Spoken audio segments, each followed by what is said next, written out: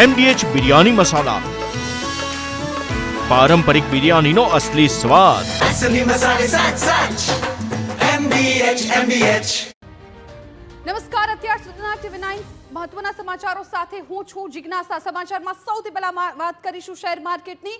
તો ભારે વેચવાલીને કારણે શેર બજાર તૂટ્યું છે. સેન્સેક્સમાં 700 થી વધારે પોઈન્ટનો કડાકો થયો. નિફ્ટી પણ 260 પોઈન્ટ તૂટી છે. સ્મોલ કેપ અને મિડ કેપમાં ભારે કડાકો જોવા મળ્યો છે. મિડ કેપ 1.80% ડાઉન થયું છે, તો સ્મોલ કેપમાં પણ 2%નો કડાકો જોવા મળ્યો છે. તો ભારે વેચવાલીને કારણે શેર બજાર તૂટ્યું છે. સેન્સેક્સમાં 700 થી વધારે પોઈન્ટનો કડાકો જોવા મળ્યો, તો આ તરફ નિફ્ટીમાં પણ 260 પોઈન્ટ તૂટ્યા.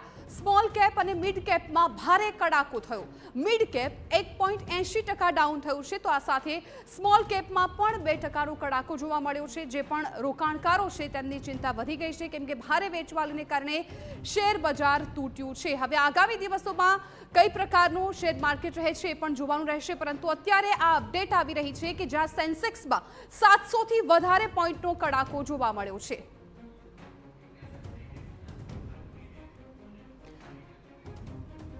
તો માર્કેટ એક્સપર્ટ જયદેવ ચુડાસમા અમારી સાથે ફોન લાઈન પર જોડાઈ ગયા છે. જયદેવભાઈ, TV9 માં આપનું ખૂબ સ્વાગત છે. ફરી એકવાર ભારે વેચવાલીને કારણે શેર બજાર તૂટ્યું છે.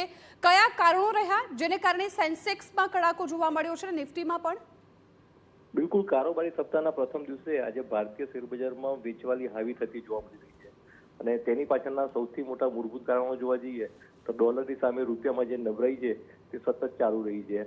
ત્યારબાદ વિદેશી રોકાણકારોની સતત વેચવાલી જોવા મળી રહી છે. છેલ્લા 3 વર્ષમાં જોવા જઈએ તો વિદેશી રોકાણકારોએ ભારતીય શેરબજારમાં 5,60,000 કરોડ રૂપિયા જેવી માતબર વેચવાલી કરી છે. તો વિદેશી રોકાણકારોનું જે વલણ છે તે ઘણા સમયથી નેગેટિવ જોવા મળી રહ્યું છે. ત્યારબાદ સ્થાનિક લેવલે જોવા જઈએ તો પોઝિટિવ ટ્રિગરનો અભાવ જોવા મળી રહ્યો છે, તો તેને લઈને પણ રોકાણકારોમાં અસમંજસ છે. અને અમેરિકન ટ્રેડ ડીલને લઈને પણ અનિશ્ચિતતા ચાલુ છે, કારણ કે 10મી તારીખે જે અમેરિકન ડેલિગેશન આવશે તે માત્ર વાટાઘાટો પૂરતું છે, નહીં કે કોઈ નિર્ણાયક ડિસિઝન ઉપર આવવા માટેનું છે. તો આ તમામ નેગેટિવ ટ્રિગરને લઈ આજે કારોબારી સપ્તાહના પ્રથમ દિવસે ભારતીય શેરબજારમાં વેચવાલી હાવી થતી જોવા મળી રહી છે. અને ઇન્ટરેસ્ટ રેટ સેન્સિટિવ જેટલા પણ સ્ટોક છે તેમાં ખૂબ જ મોટા પાયા પર વેચવાલી જોવા મળી રહી છે.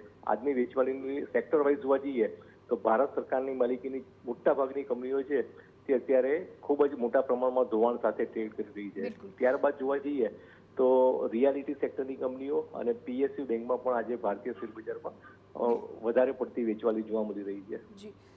જયદેવભાઈ, આજે સમાચાર આવ્યા છે એનાથી રોકાણકારોની પણ ચિંતા વધી ગઈ હશે સ્વાભાવિકપણે. હવે આગામી દિવસોમાં રોકાણકારોએ જો રોકાણ કરવું છે તો પછી માર્કેટને તમે કઈ રીતે જોઈ રહ્યા છો? શું હવે પછી તેમને રોકાણ કરવું જોઈએ? કઈ પ્રકારની આપ સલાહ આપશો રોકાણકારોને? બિલકુલ, રોકાણકારોના પોર્ટફોલિયોમાં મજબૂત ફંડામેન્ટલ ધરાવતી કંપનીઓમાં જો રોકાણ હોય તો તેમને પેનિકમાં આવવાની જરૂર નથી. ત્યાં સુધી રોકાણકારોએ જે કોલ, પુટ અને ફ્યુચર ઓપ્શનમાં સટ્ટાકીય પ્રવૃત્તિ કરતા હોય છે તો તેમણે અત્યારે સાઇડવે થઈ જવું જોઈએ, કારણ કે આગામી 2 થી 3 સપ્તાહ સુધી આ રીતની અનિશ્ચિતતા હજી પણ ચાલુ રહી શકે તેમ છે. તો જે રોકાણકારોનું ડિલિવરી બેઝ રોકાણનો અભિગમ હોય અને 2 થી 3 વર્ષ 5 વર્ષ માટે રોકાણ કરી શકતા હોય તો તેમને આ ઘટાડો છે તેને અવસરના રૂપમાં લેવો જોઈએ અને ક્વોલિટી કંપનીઓને આઈડેન્ટિફાઈ કરી અને મજબૂત ફંડામેન્ટલ ધરાવતી કંપનીઓમાં ધીરે ધીરે રોકાણ કરતા રહેવું જોઈએ. અને જે રોકાણકારોને ડાયરેક્ટ ઇક્વિટી માર્કેટને સમજતો હોય તો તેમણે ડાયરેક્ટ ઇક્વિટી માર્કેટમાં પ્રવેશ ન કરતા મ્યુચ્યુઅલ ફંડ થકી ઇક્વિટી માર્કેટમાં પ્રવેશ કરવો જોઈએ. બિલકુલ, રોકાણકારો છે તેઓ થોડા ચિંતામાં મુકાઈ ગયા છે. સેન્સેક્સની જો વાત કરીએ તો 700 થી વધારે પોઈન્ટનો કડાકો જોવા મળ્યો છે.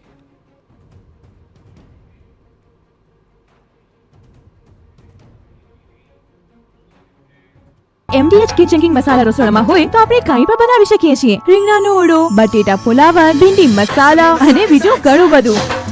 MDH